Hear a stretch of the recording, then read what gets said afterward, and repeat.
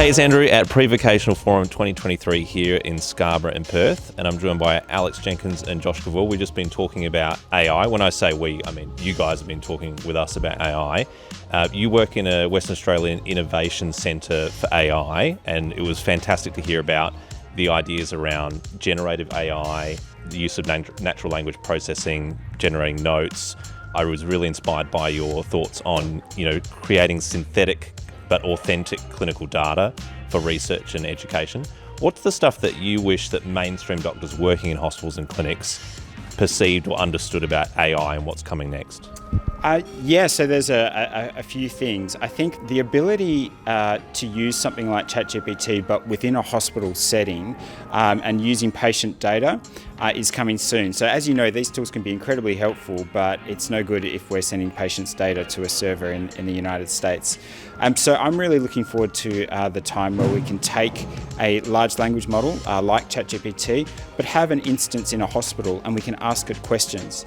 And in fact, one of the projects within our innovation centre did this. And so it ended up like an electronic health record that allowed you to ask questions of a patient's medical history, the notes that the surgeon has made, and also observations that nurses had taken, and integrate all this information into a really fantastic conversational interface. I would ask them to think about what might be possible if they can be sure that their patient's data is being stored correctly and that we can use these systems inside the health sector. I think it's a very exciting time. I love that. And Josh, just touching on what you said before about, is AI replacing people, or is it serving to maybe replace the things that we're not very good at so we can focus on the things that clinicians are good at?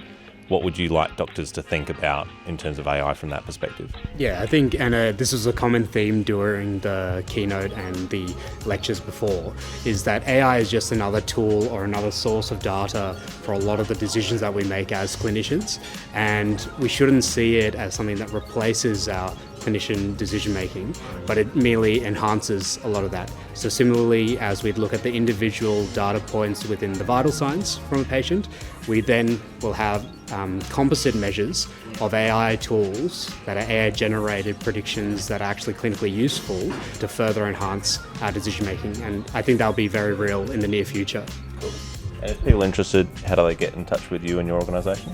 Yeah, absolutely. So please reach out on LinkedIn.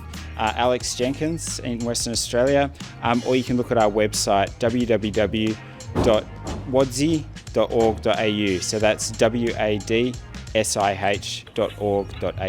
I'm glad you spelled that out. I wouldn't have got that one. And Josh, you represent a bit of a collaborative group in SA. Who are they, and how do people get in touch if they're interested?